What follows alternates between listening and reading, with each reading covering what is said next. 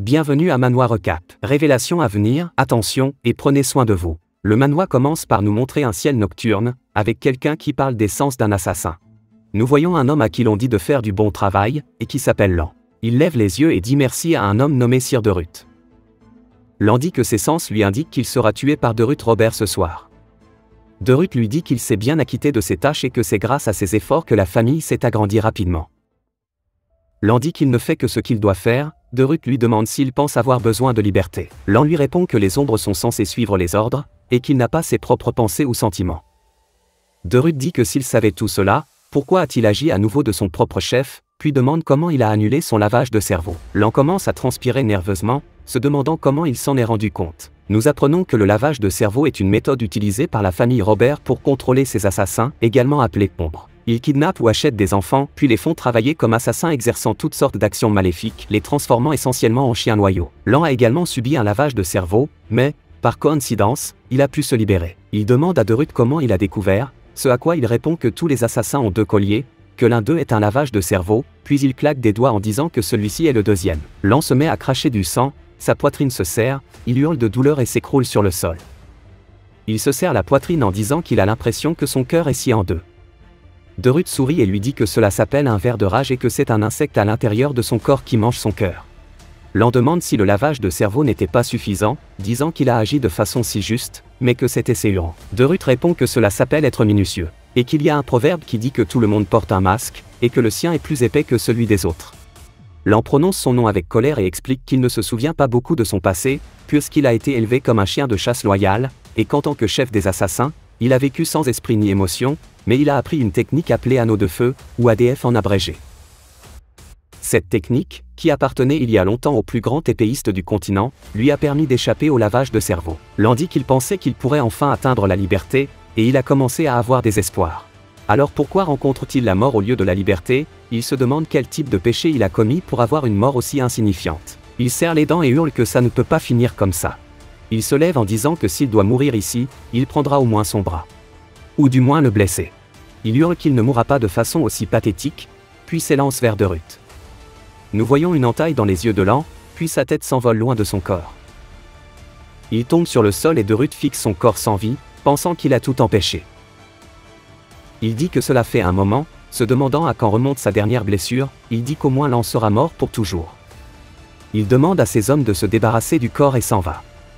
Lan dit que Derut est l'artiste martial le plus fort du continent, qu'il est donc évident qu'il ne peut pas gagner contre lui et qu'il ne peut rien y faire. Il dit rapidement qu'il peut y faire quelque chose, et qu'il est contrarié d'avoir dû vivre comme ça, d'avoir été humilié et manipulé toute sa vie. Il est contrarié de ne pas avoir complimenté le ADF. Il se fiche de savoir si c'est Dieu ou le diable, que quelqu'un réponde s'il vous plaît. Il a besoin de se venger quoi qu'il arrive, on voit que son collier commence à briller en bleu. Une fenêtre apparaît, disant qu'il a été choisi par rage, et qu'il va posséder son corps, mais il obtient alors une erreur car il est mort, et ses yeux se ferment. Il les ouvre pour voir un papillon dans un champ, et nous voyons une femme qui dit « Sonny, regarde ici », alors qu'elle tient un jouet. Il dit « Maman », et elle lui demande ce qu'il y a, puis il tend les mains vers l'extérieur. Elle commence à dire qu'il est si mignon, et il dit qu'il ne peut pas s'y habituer, et la femme qui le câline s'appelle Sylvia. Et bien que ce soit difficile à croire, elle le prend dans ses bras et lui dit de dire « Maman », il a été réincarné en tant que l'enfant de cette femme. Avec tous ses souvenirs d'assassin, il a d'abord cru qu'il rêvait. Sa mère le prend dans ses bras et lui dit qu'il fait beau aujourd'hui et qu'elle espère que le patriarche sera bientôt de retour. Il pourra alors lui donner un beau nom. Il dit qu'il est logique qu'elle ne puisse pas l'appeler Sonny pour toujours. Lan commence à expliquer qu'il n'a pas compris grand-chose après s'être réincarné, mais il comprend qu'il est dans une maison riche ou une famille renommée. Il pense qu'il est préférable de renaître dans une famille puissante plutôt que dans une famille normale, mais il doit toujours se venger. La rage et le désir de vengeance sont toujours présents dans son esprit, mais il doit rester patient. Comme il n'a pas quitté la pièce, il ne sait pas où il se trouve, où la position de sa famille est plus importante. Sans parler de la situation dans laquelle il se trouve. Il n'a pas non plus été en mesure de terminer le ADF, il doit donc rester patient. Bien qu'il ait été le meilleur assassin de l'histoire de la famille Robert, il doit être meilleur qu'il ne l'était auparavant. Il dit qu'en se basant sur le manoir de la famille, c'est bien plus qu'une famille renommée. La porte s'ouvre en claquant et une servante annonce à Sylvia que le patriarche arrive. Sylvia est surprise et dit qu'elle doit se préparer, mais la servante lui dit qu'il est trop tard. Elle commence à s'inquiéter, puis la porte s'ouvre et une aura pressante pénètre dans la pièce. Lan se demande ce qu'est cette tension, puis nous voyons l'homme entrer dans la pièce. On voit qu'il a des cheveux blonds et une cape rouge, mais Lan le reconnaît. Sylvia l'appelle. Il lui demande si c'est bien l'enfant. Lan dit que son aura glaciale, ses yeux en forme de flamme, il doit être le zénith du continent. Le roi de l'annihilation, Glenn Ziegard. Il dit qu'il semble renaître dans la famille la plus puissante du continent. Sylvia demande à son père s'il veut le prendre dans ses bras, puis par une sorte d'ironie du sort, il lui donne le nom de Lan qui signifie ombre. C'est sa deuxième vie et il porte maintenant le même nom. La nuit tombe et Lan se demande si tout le monde dort maintenant. Après la suffocation qu'il a ressentie, il a enfin eu une chance. Il dit qu'il dormait tout le temps et que lorsqu'il se réveillait, Sylvia était avec lui. Il n'a donc pas pu utiliser le mana ou quoi que ce soit d'autre, mais maintenant, il peut dormir seul. Il s'assied et soupire, puis commence à cultiver son ADF. Il explique que la méthode d'entraînement normale du continent utilise la respiration, et que vous absorbez le mana de la nature et rassemblez l'aura dans votre noyau d'énergie. Cependant, elle a point des points et fait comme lorsqu'un mage crée un cercle de mana autour de son cœur, lui permettant de croître dans toutes les statistiques, ce qui est en fait la meilleure technique d'entraînement, du moins pour devenir un artiste martial. Il y a certains avantages que même Derut ne connaît pas, et puisqu'il lui permet d'entraîner son mental aussi, s'il peut s'approprier les talents d'épéiste du Ziegard, la vengeance de Dirt ne sera plus un rêve. Se venger de Dirt ne sera plus un rêve. Il dit qu'il ne sait pas si c'est à cause de son physique, mais le circuit de mana de son corps est rempli d'énergie glacée. Il détecte également que 9 endroits sont bloqués, à ce rythme, il va mourir à cause de ces blocages. Il doit donc la briser en utilisant le ADF, mais jeter l'énergie froide au loin est un gâchis. S'il peut la fusionner avec son flux, il peut obtenir quelque chose de spécial. Il ouvre les yeux et s'aperçoit qu'il s'est endormi en cultivant, il lutte pour rester éveillé puis s'endort à nouveau. On voit son grand-père s'approcher de son lit, puis poser sa main sur lui. Le lendemain, Lan est dans le couloir. Sa mère l'appelle, l'encourageant à ramper un peu plus. Lan commence à se plaindre de devoir agir comme un bébé, disant que cela lui donne envie de mourir. Elle lui demande ce qu'il ne peut pas faire, disant qu'il est un si bon garçon. Elle entend une voix d'homme l'appeler et elle est heureuse de le voir. Elle l'appelle monsieur, puis le remplace par saint. Il sourit en lui disant de l'appeler simplement monsieur. Lan le considère comme le saint des chiffons, un homme qui a atteint le bout du monde grâce à sa puissance, ses techniques et ses compétences. Bien qu'il soit le médecin le plus célèbre qui soit, il n'est jamais là à cause de sa soif d'errance. Il dit qu'il a entendu dire qu'elle avait un bébé, alors il s'est arrêté, puis il demande si Lan est son enfant. Je pense que ça est une exagération. Il prend Lan, dit qu'il est complètement différent de Glenn, puis lui demande son nom. Elle le lui dit, et il dit qu'elle ne l'a sûrement pas appelé ainsi parce que cela signifie ombre, n'est-ce pas? Elle lui répond qu'ils l'ont fait, puis il lui demande à quoi pense Glenn. Lan dit que puisqu'ils sont décontractés l'un envers l'autre, cela signifie que les rumeurs selon lesquelles Glenn et lui étaient les meilleurs amis étaient vraies. Rag, son nouveau nom. Il dit qu'il va jeter un coup d'œil à Lan. Il pose sa main sur lui et commence à l'analyser. Sylvia lui demande s'il y a un problème et il lui répond que Lan a la malédiction du froid glacial. Son mana est donc bloqué par l'énergie de la glace, et avant que cela ne devienne difficile, il faut le soigner souvent pour qu'il ne meure pas. Il faut le soigner souvent pour qu'il ne meure pas, sinon il mourra. Elle dit qu'il ment. Il lui dit qu'il va faire une ordonnance. La femme de chambre entre rapidement en disant que le patriarche le cherche. Il dit qu'il s'y rendra après sa conversation. Elle dit qu'il aimerait le rencontrer maintenant. Rag soupire, disant que ce type n'arrive pas à trouver le bon moment, et s'en va à contre-séure. Lan dit qu'il comprend enfin le froid maintenant, mais que le fait de savoir ne change rien. Puisqu'il n'a qu'à mouler son ADF. Sa mère se met à pleurer et il est surpris. Elle dit que c'est un mensonge tout en pleurant, elle dit qu'elle ne peut pas finir comme ça, et qu'il est impossible qu'il meure. Comme elle est prête à tout pour qu'il aille mieux, elle dit qu'il ne peut pas mourir. Lan se demande ce qu'est cette émotion et dit que son cœur fait mal et que c'est douloureux. Il dit qu'il ne veut pas voir ça, et il pose sa main sur sa joue en lui disant de ne pas pleurer. Elle s'arrête, et il parle un anglais parfait. Puis il dit « Maman ». On voit le patriarche parler à Rag, qui fait irruption dans la pièce, et la servante tente de l'arrêter. Elle est à bout de souffle et Glenn lui demande pourquoi elle est si impolie et a un comportement si disgracieux. Elle se met à quatre pattes et le supplie de sauver Lan. Elle dit qu'il doit être conscient de l'état de Lan, et qu'il est tout pour elle, alors s'il vous plaît, sauvez-le. Glenn dit que Lan montre à quel point il est difficile de vivre en tant qu'artiste martial, alors pourquoi aiderait-il quelqu'un qui ne peut pas contribuer à la famille? Elle dit que c'est toujours son petit-fils, il dit que c'est le petit-fils qu'elle a ramené après avoir laissé sa famille derrière elle, et tout ce qu'il peut faire est de lui donner le nom de Ziegard, elle devrait être reconnaissante qu'il en fasse autant. Elle le supplie à nouveau, et il crie pour qu'on l'emmène. Elle continue de le supplier de sauver Lan et crie tandis qu'il la traîne dehors. Rag regarde et soupire en le traitant de têtu. Il lui demande s'il est difficile d'être honnête et pourquoi il fait cela alors qu'il l'a appelé pour voir son petit-fils. Il lui dit de se taire et de lui donner les détails. Rag lui fait un résumé de la situation. Il lui dit que grâce à Glenn qui a chassé une partie de l'air froid, il ira mieux pendant un moment, mais qu'il est presque impossible que son petit-fils devienne un expert en arts martiaux. Glenn dit qu'il est prêt à tout tant qu'il vit. Rag lui demande pourquoi il l'a appelé lent. Glenn éloigne la tasse de ses lèvres, disant que ce nom ne signifie pas seulement ombre, et il regarde dans le thé en disant qu'il y a 1000 ans, ce nom avait une autre signification. Plus tard, on voit Sylvia donner à Lan des médicaments tirés de ses chiffons, mais ils empestent. Il l'appelle et semble heureux. Elle est heureuse qu'il l'endure, et même la femme de chambre s'en réjouit.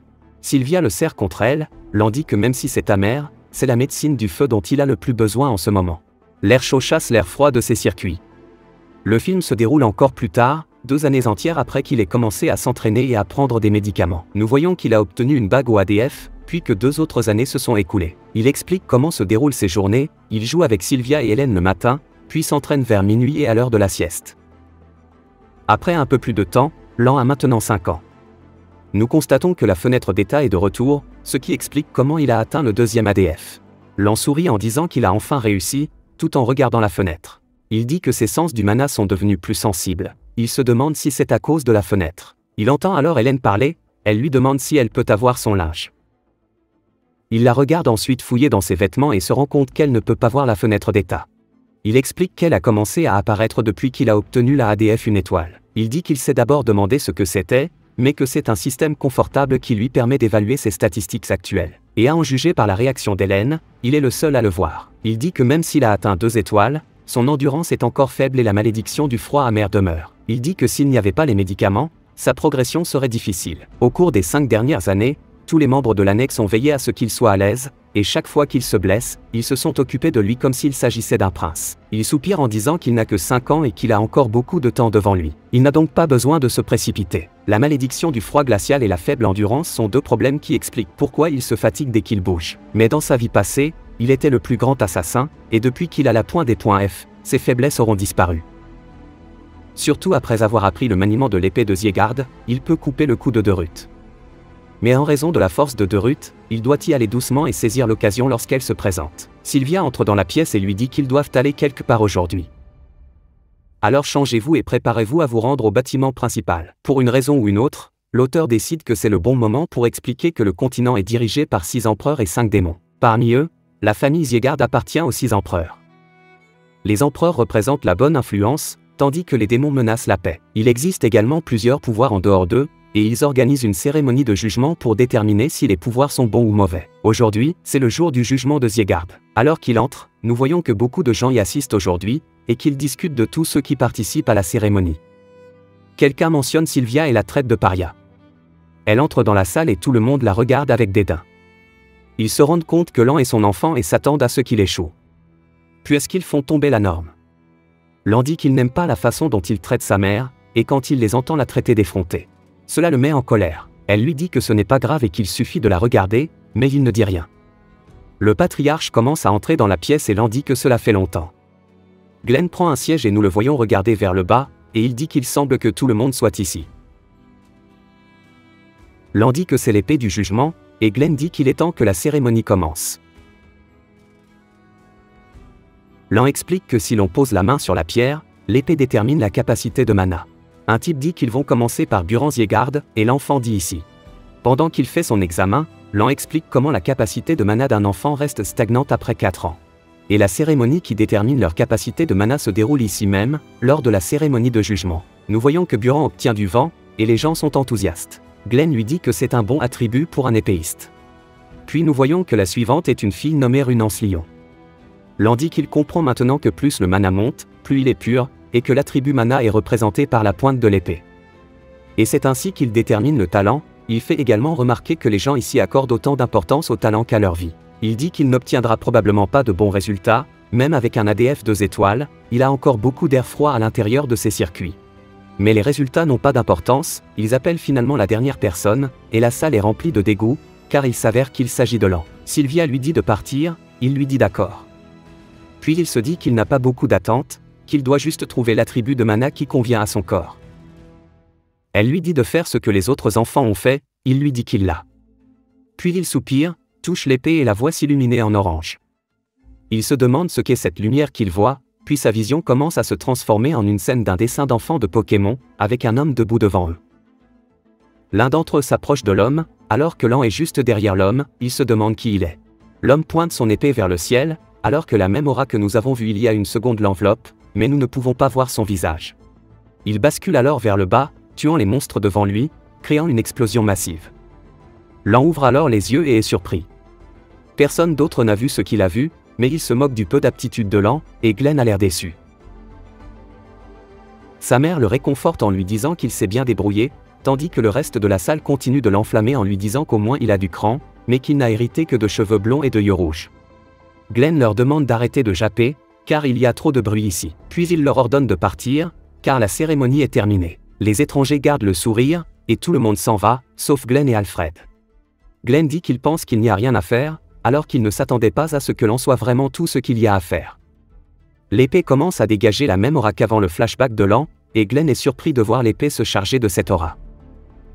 Glenn reste choqué, puis dit qu'il est doré comme le soleil, et se souvient d'un livre mentionnant que le premier patriarche de Zygarde avait montré un feu transcendantal, qui pouvait même faire fondre les flammes du royaume des démons. Le mana doré et les flammes, qui ne se sont produits qu'une seule fois dans l'histoire de la famille. Le mana brille comme le soleil, et on l'appelle flamme d'or. Glenn se demande ce qui se passe. De retour au point de vue de Lan, nous constatons que ses traits ne sont toujours pas débloqués, et il décide qu'il est temps d'aller chercher 3 étoiles, sur son ADF. Nous apprenons que 7 ans se sont déjà écoulés depuis la première cérémonie du jugement. Il a donc maintenant 12 ans. Pour une certaine raison, le groupe de Scanlator indique 21 ans, les mathématiques n'étant pas leur fort. Il est maintenant en mesure d'atteindre le seuil de la 3e étape, et il aurait pu progresser plus rapidement s'il avait pu faire quelque chose contre le froid. Sa tolérance à l'eau est également passée à 2 étoiles, et le froid a donc disparu. On entend sa mère qui lui demande ce qu'il fait ici et lui dit qu'il doit se préparer avant qu'il ne soit en retard. C'est maintenant l'heure de la 2e cérémonie de jugement. Il devra donc revoir ces salauds agaçants. On passe à la fin de la cérémonie. Lan dit qu'elle s'est terminée beaucoup plus tôt que prévu, puis Glenn prononce son nom, disant qu'il est sûr qu'il a reçu l'ordre de suivre l'entraînement de base, alors pourquoi n'a-t-il pas répondu pendant un mois entier? Lan ne comprend pas de quoi il parle, et Sylvia crie qu'il est différent des autres enfants, car il a trop d'énergie froide pour supporter l'entraînement. Glenn dit que c'est leur terre, qu'il n'y a pas d'exception pour quelqu'un qui porte le nom de Zygarde. Elle les supplie de lui laisser un peu de temps, et il lui demande si elle quittera à nouveau la famille avec cet enfant. Elle commence à s'inquiéter lorsqu'il lui dit qu'elle doit vivre en tant que Zygarde et que si elle ne le veut pas, elle doit partir. Tout le monde se met à rire en disant qu'il serait intéressant de la voir s'enfuir à nouveau, mais qu'elle ne peut pas voir ses circuits de mana détruits une seconde fois, puis il se moque en la traitant de pathétique. Lan dit qu'il comprend pourquoi il traite mal sa mère, car elle a déjà quitté la famille, elle a des traces d'apprentissage des arts martiaux, mais n'a plus d'aura depuis qu'elle a brisé son noyau d'énergie et ses circuits de mana. Elle a quitté la famille pour épouser son père, mais celui-ci est mort pendant sa grossesse, ce qui ne lui a pas laissé d'autre choix que de revenir. Il est évident qu'une personne de la lignée directe qui est partie et est revenue en rampant serait maltraitée. Mais c'est justement ce que pensent les autres, puisqu'il est maintenant son fils, il ne la regardera pas se faire traiter de la sorte. Elle lui demande ce qu'il fait alors qu'il s'approche de l'épée, disant qu'elle va s'en occuper. Il lui dit que tout va bien et que, comme Glenn l'a ordonné, il commencera à s'entraîner le mois prochain. Le maître courant de la salle d'arts martiaux lui demande s'il ne savait vraiment pas, et lui répond qu'il ne peut pas supporter cette situation et qu'il n'a qu'à abandonner. Lan répond que ce n'est pas grave, qu'il doit être à la hauteur du nom de la famille et qu'il suivra donc l'entraînement. Glenn émet une aura, lui demandant s'il comprend le poids des mots qu'il vient de prononcer. L'aura passe à côté de Lan, qui se met à saigner et dit qu'il a l'impression d'être écrasé. Il se rend alors compte que Glenn est beaucoup plus fort que Robert et qu'il mérite le nom de roi de l'anéantissement. Sylvia dit qu'il est encore jeune, qu'il ne sait pas ce qu'il a dit, le maître de la salle d'arts martiaux est d'accord et lui dit de se calmer. Glenn leur dit qu'il est en train de parler, ce qui effraie Sylvia et le moniteur. Elle s'empresse d'attraper Lan en lui disant qu'elle est désolée, mais qu'il n'est pas en état de s'entraîner, alors s'il vous plaît, arrêtez avec l'aura. Lan a l'air peiné et mentionne pour la 8e fois qu'il a vécu en tant qu'assassin et qu'il a toujours été plus proche de la mort que de la vie. Mais il refuse que ce soit encore le cas, car il ne se cachera plus dans les ténèbres et ne vivra plus sous les traits de l'assassin Lan. Il serre les dents, dit qu'il ramènera sa mère à sa position initiale et s'avance. Il dit qu'il ne connaît pas le poids de ces mots, puisqu'il a été élevé dans un bâtiment séparé, qu'il ne sait pas à quel point leur famille est puissante, et qu'il aimerait apprendre par l'entraînement. Et il protégera Sylvia, ainsi que les sourires et la joie de ceux qui les entourent. Glenn demande s'il dit qu'il jugera les normes de Zygarde par l'entraînement, Lan répond que c'est le seul choix qu'il a. Glenn dit qu'il s'assurera que l'instructeur se prépare en conséquence, afin qu'il ne soit pas déçu. Lan tombe alors à la renverse, disant qu'il était le meilleur assassin, mais qu'avec son potentiel actuel, il va leur montrer à tous à quel point il va devenir fort. On voit des enfants s'entraîner, puis on nous présente l'autre maître de la salle d'arts martiaux, Caron Ziegard. Il dit que Lan n'était pas censé être trop faible pour bouger correctement, et que quelqu'un d'autre lui dit que oui, et qu'une servante a entendu les conversations entre Rag et le patriarche. Il souffre donc bel et bien d'une maladie. Caron dit que le corps de Lan était dans un état anormal aussi bien aujourd'hui que toutes les fois où il l'a vu, alors comment a-t-il pu supporter l'aura de son père? Il se dit qu'en y réfléchissant, Sylvia était plus douée que n'importe qui d'autre, alors placez une femme de ménage dans leur immeuble, et faites-le rapidement, et demandez-lui de rapporter tout ce qu'elle peut trouver.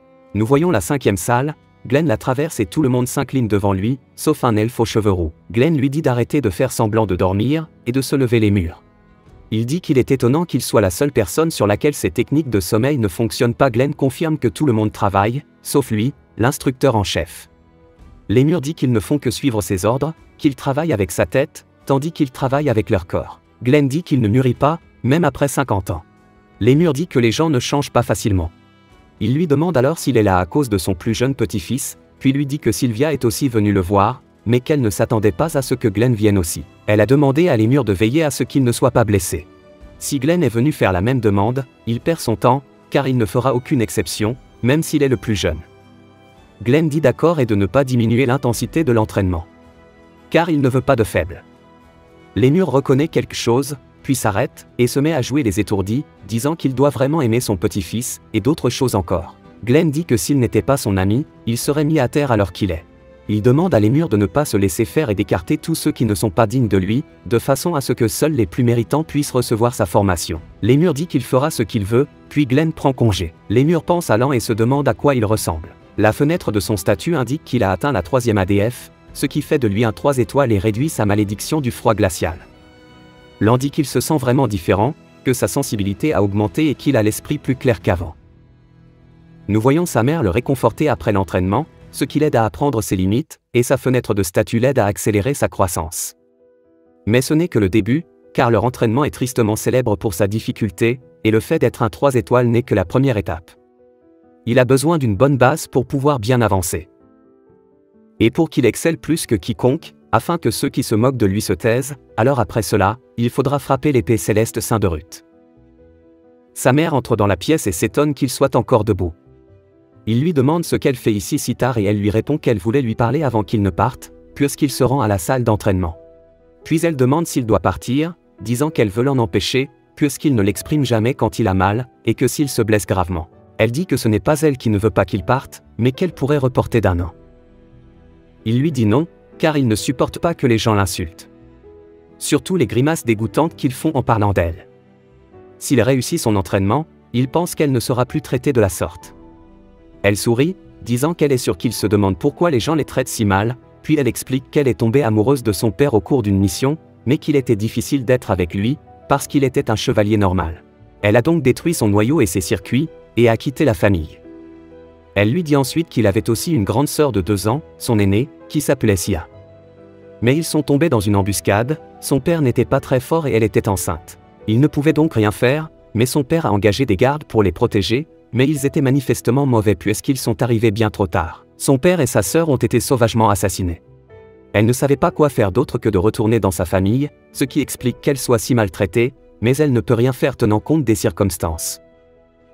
Il pense qu'elle est égoïste, qu'elle s'est débarrassée de ses responsabilités au nom de l'amour, et qu'elle est revenue en rampant de nouveau vers sa famille. Il comprend pourquoi il la traite si mal maintenant, mais elle est la première personne à lui montrer de l'affection, même si elle est égoïste. Elle est la seule mère qu'il ait jamais eue. Il lui demande si elle regrette ses choix, elle répond que non, car elle a vécu comme si elle était invisible dans la famille, mais après son départ, elle s'est sentie comme une vraie personne. Elle était heureuse à l'époque, et elle l'est encore aujourd'hui. Elle s'excuse d'avoir été une mauvaise mère. Il lui dit qu'il va bien et qu'elle ne doit pas s'inquiéter. Il sourit en la regardant et lui dit qu'il se vengera après l'avoir aidée à retrouver sa place dans la famille. Elle se met à pleurer et à brailler comme un bébé. Un peu plus tard, il dit qu'il a été difficile de la rassurer. Il faut qu'il vérifie le ADF et qu'il dorme, car il n'a pas beaucoup de temps avant l'entraînement. Il commence à le vérifier, disant qu'il tourne plus vite maintenant qu'il est une 3 étoiles, puis se demande comment seront les niveaux suivants. Une aura bleue commence à apparaître devant lui, et commence à parler en disant que c'est enfin le moment, et que sa rage les a atteints, et il se présente comme Urat le second seigneur du royaume des démons. Lan est confus, et nous voyons que son trait de caractère caché est dévoilé, et qu'il s'agit de la rage. Urat dit que s'il sacrifie son âme et son corps, il se rendra compte que Lan n'est qu'un enfant. Lan lui demande qui il est, et Urat lui répond qu'il veut apprendre la même chose à propos de Lan et que la rage qu'il a ressentie n'est pas une émotion qu'un enfant peut ressentir. Il remarque alors quelque chose, disant que ce n'est pas grave, que c'était vraiment sa rage et qu'il la cachait juste au fond de lui. Urat lui demande alors de lui donner son corps et son âme, puis il l'aidera à obtenir la vengeance qu'il désire. Lan se demande si c'est la rage qu'il ressent envers Derut, puis dit qu'il n'a pas besoin de l'aide de Urat, car il le fera lui-même. Il ne veut pas de l'aide de quelqu'un d'autre. Urat dit qu'il a mal compris quelque chose, car il ne s'agit pas d'une négociation. La décision est déjà prise, et il commence à grossir sur Lan, qui commence à ressentir un froid intense. Urat dit qu'il n'a qu'à abandonner son corps, et plonge sur lui. Alors qu'il se rapproche de Lan, il commence à couvrir la pièce d'une aura bleue, gelant même l'eau. Lan dit qu'il a l'impression que son esprit est en train de geler, puis Urat commence à prendre l'apparence de Derut, disant de laisser la rage couler, et que même s'il est un dieu, il mourra. Lan dit qu'il endure grâce à son attribut d'eau, mais ce n'est pas seulement le froid. Urat stimule constamment sa rage intérieure, puis il murmure à l'oreille de Lan qu'il s'agit de Derut. Lan dit qu'il ne sait pas ce que Urat ferait si on lui donnait le corps, et qu'il ne peut donc pas laisser cette possibilité se concrétiser. Urat dit que c'est plus facile à accepter, et qu'il n'y a pas de raison de s'accrocher, il veut minimiser les dégâts puisqu'il va utiliser son corps, mais il ne lui laisse pas le choix. Il va l'avaler tout entier sans attendre. Lan dit que son corps a l'impression de se briser et qu'il ne peut pas tenir plus longtemps, qu'à ce rythme, il va mourir. Il remarque alors quelque chose, et se dit que s'il peut supporter le froid grâce à son attribut d'eau, alors il peut atténuer la douleur grâce à son ADF. C'est la seule option qu'il a pour survivre actuellement, il commence à la canaliser et Urat commence à devenir nerveux alors qu'il est combattu. Il se demande comment c'est possible, même s'il vient de se réveiller, cela n'a aucun sens. Lan lui dit fermement qu'il se vengera tout seul et qu'il ne laissera pas un fantôme utiliser son corps. Urat est furieux d'avoir été pris en flagrant délit, disant qu'il était un seigneur démoniaque.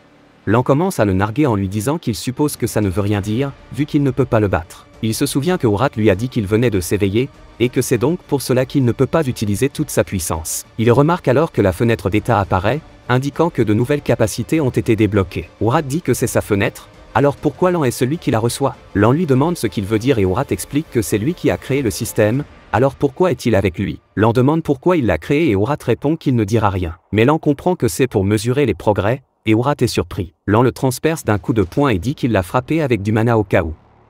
Mais il assure qu'il n'a pas de forme physique, puisque personne n'est entré malgré le vacarme. Comme il est probablement le seul à pouvoir le voir, il éloigne Urat, jusqu'à ce qu'il en dise assez. Il vole ensuite vers Lan et se transforme en bracelet de fleurs à son poignet.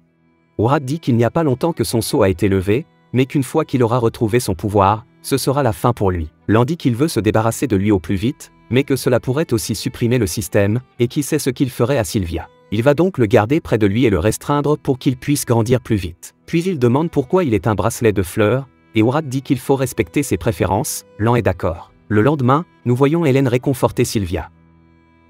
Lan descend les escaliers et annonce qu'il est prêt et qu'il va se rendre à la salle d'entraînement. Ils lui disent de ne pas se surpasser et il leur répond qu'il sera prudent. Hélène demande à Sylvia si elle va le renvoyer avec un visage aussi triste. Elle dit à Lan qu'elle croit en lui, il lui dit de ne pas s'inquiéter et qu'il abandonnera si c'est trop difficile. Il le salue et s'en va. Sylvia se demande s'il va s'en sortir, car même s'il va beaucoup mieux, il est toujours malade. Hélène lui dit que Lémur est le plus perspicace de tous les Yegardes et qu'elle est sûre qu'il s'en sortira. Nous voyons qu'elle pleurait encore en le voyant partir, il lui rappelle qu'il s'enfuira si la situation devient difficile, elle décide de lui faire confiance. Elle prie pour qu'il revienne indemne et s'en va. Au centre de formation, nous voyons beaucoup d'enfants. Lan confirme cela. En effet, il n'y a pas que la famille Yegarde, mais aussi d'autres étudiants venus de l'extérieur. D'après Hélène, il y a beaucoup de monde cette année, c'est pourquoi la 6e salle apporte également son aide. On voit des gamins le dénigrer, le qualifier de honteux, et même s'en prendre au bracelet de Urat. Urat dit qu'il va leur arracher les yeux. Lan dit qu'au lieu de parler dans le dos des gens, ils doivent le faire en face à face. Ils disent que quelqu'un de la lignée indirecte ne devrait pas parler, et il dit qu'ils ne le sont pas non plus, alors pourquoi j'appelle, et que le ton qu'ils utilisent est pour ceux qui sont en dessous d'eux. L'un d'eux saisit son col et prépare son poing, et Lan est prêt à répliquer. Un autre enfant dit d'arrêter, c'est l'enfant Buran de tout à l'heure qui dit que les étrangers font honte au nom de la famille. Il recule par peur, et Buran dit à Lan d'apprendre où se trouve sa place. Il n'est rien de plus que de la poussière, alors s'il ne veut pas être mis à la porte, qu'il reste à bas profil. À l'époque, attirer l'attention de Glenn n'était qu'une question de chance, et il a utilisé la situation à son avantage, et un perdant échouera à l'entraînement. Il dit à Lan que s'il ne se comporte pas bien, il doit partir puisqu'il ne passera pas. Lan dit qu'il aime bien débiter des conneries, puis lui demande ce qu'il est, disant que la seule chose qu'il a est une lignée directe, alors de quel droit il lui parle. Buran se met en colère, puis les murs ouvrent la porte à coups de pied alors qu'ils vont parler, et il dit qu'ils se disputent déjà. Lan reconnaît les murs et dit qu'il ne s'attendait pas à ce qu'ils soient là. Buran fait claquer sa langue et quitte. Les murs se présentent alors à tous, il dit qu'il a entendu dire qu'il y a 160 personnes, et que c'est beaucoup trop. Il va donc réduire le nombre de personnes à un quart. Les élèves commencent à avoir peur, Orad dit qu'il va arracher les oreilles de l'elfe, et les murs dit que sa parole ici est la loi, que s'ils ont un problème, ils peuvent en parler à Glenn. Puis il leur demande ce qu'ils attendent et de s'enfuir. Quelques-uns des jeunes se défilent mentalement, puis ils commencent à tirer sur leurs joues. Orad demande à Lan pourquoi il court tout au fond, il répond que ce n'est pas une compétition et qu'il n'y a pas besoin de passer devant ces gars. Il dit que les murs regardent le potentiel et le tempérament des autres, et que le gagnant du test est celui qui persévère jusqu'à la fin. Nous voyons Sir Buran et Lady Runan à l'avant, les gens qui nous regardent disent que si tout le monde est rapide, eux le sont particulièrement.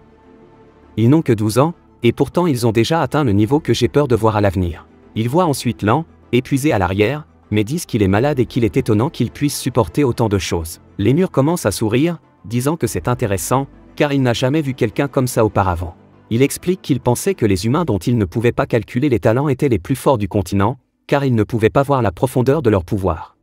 Il peut voir l'avenir de la plupart des enfants, mais Lan, lui, ne sent rien.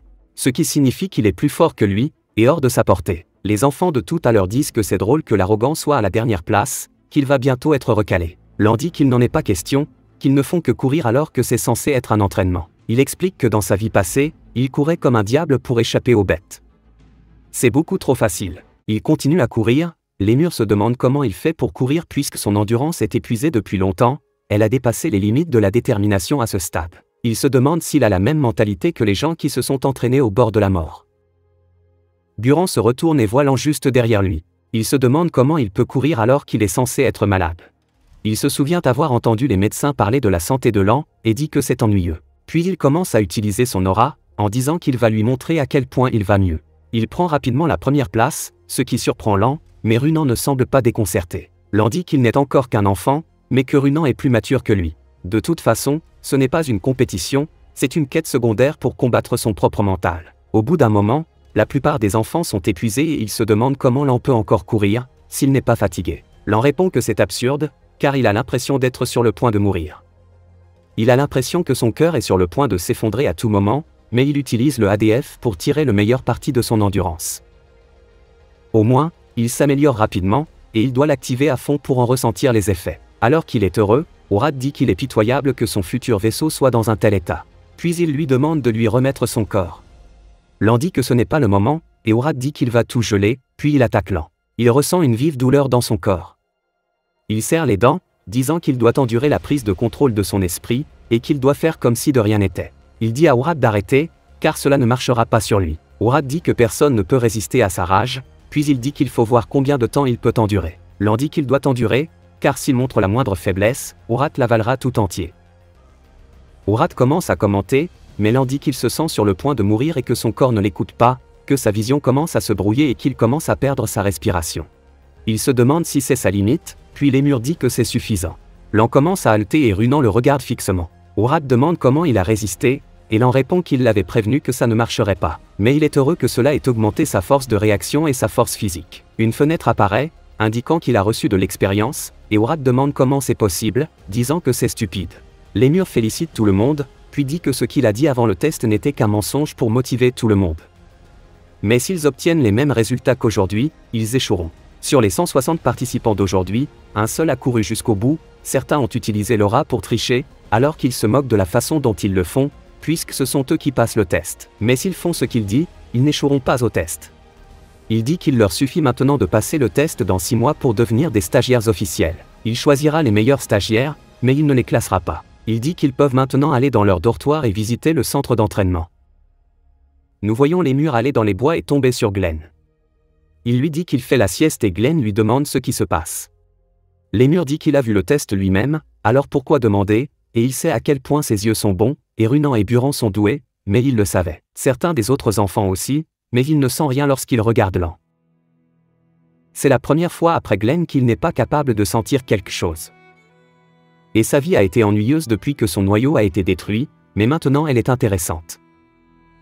Glenn lui dit qu'il a choisi d'être instructeur, alors n'oublie pas ses devoirs. Il dit que bien sûr, puisqu'il pense avoir trouvé quelqu'un à qui il peut laisser son avenir. Glenn dit que c'est une coïncidence puisque Lan ne peut pas devenir un artiste martial. Lémur sourit en disant qu'il sait aussi que ce n'est pas une coïncidence. Lan dit que puisque c'est fini, il va se rendre au centre d'entraînement. Horat dit qu'il ne sait pas quand s'arrêter. Les autres enfants le regardent avec un pur dédain. Ils discutent entre eux, disant que c'est impossible, qu'il n'a pas pu tenir aussi longtemps et qu'il a sûrement triché. Nous apprenons que l'un des enfants s'appelle Crâne, qui suggère qu'il a pris une sorte de médicament miracle, et qu'il a entendu dire que le saint des Haillons lui en avait donné un il y a longtemps. Crâne dit qu'après cette performance, ils doivent lui donner une leçon.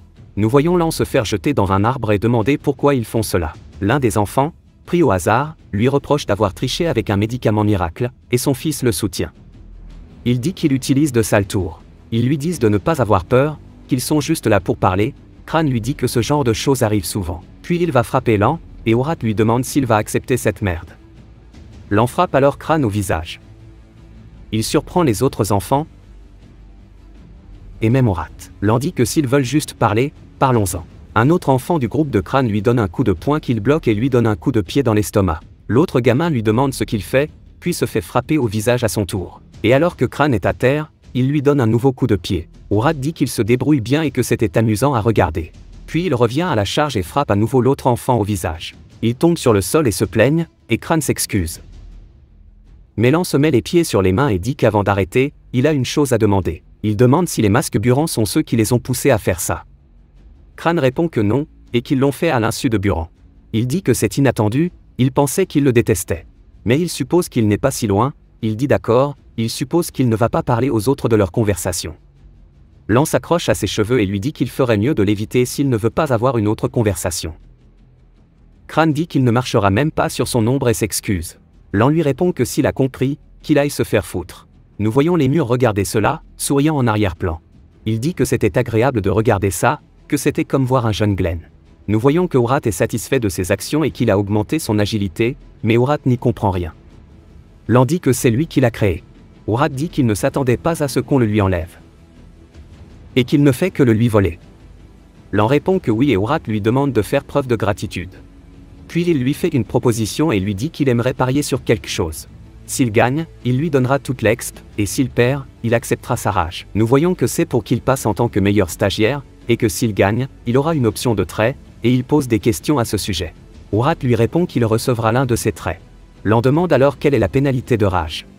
Et Horat dit qu'il prendra juste un peu de sa rage, et que même si ce n'est pas beaucoup, avec assez, il ne sera plus capable de se contrôler.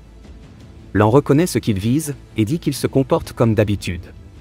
Il ne croit pas qu'il ment. De plus, les récompenses en cas de victoire sont bien plus importantes que les risques, il accepte alors le pari et Horat dit que c'est un bon choix. Il dit que s'il utilise sa vie passée, il ne perdra pas. Le lendemain, les enfants sont tous épuisés et Lémur explique que la posture du cheval est la base de tous les arts martiaux et qu'il ne les oblige pas à rester dans cette position, puisque c'est eux qui passent le test, pas lui. Ils commencent à se plaindre, demandant en quoi cela les aide à manier l'épée. Buran leur dit d'arrêter de se plaindre et qu'ils peuvent aller s'entraîner à l'épée. Lan les regarde partir, Horat lui demande s'il va se joindre à eux pour s'entraîner à l'épée et Lan lui répond que ce n'est pas la peine car c'est une perte de temps de s'entraîner à l'épée si l'on n'a pas appris les bases. Et ce dont il a besoin maintenant, ce n'est pas d'une épée, mais d'une force physique de base. Son corps est plus faible que les autres à cause de la malédiction du froid glacial, et les bases sont les plus importantes, puisqu'elles permettront de construire une fondation solide, il n'a pas besoin de se sentir pressé. Il va donc se concentrer sur son corps pour l'instant, et nous voyons que pendant qu'il fait quelques exercices, Runan l'observe de loin. Elle lui explique que le poids qu'il soulève augmente de jour en jour, et même s'il est évident que l'on peut s'améliorer de jour en jour, le fait que le poids augmente de jour en jour n'a pas de sens. Elle se demande ensuite s'il n'a pas une aptitude différente à l'entraînement, puis se demande comment il peut être aussi constant. Elle commence à s'approcher d'eux, disant qu'il y a quelque chose chez lui, elle se tient devant lui, puis il lui demande ce qu'elle fait ici. Mais elle se contente de le fixer du regard. Si vous avez regardé jusqu'à la fin, commentez One Piece pour me le faire savoir. Abonnez-vous pour plus de contenu, laissez un like ou un commentaire pour aider la chaîne, merci de regarder.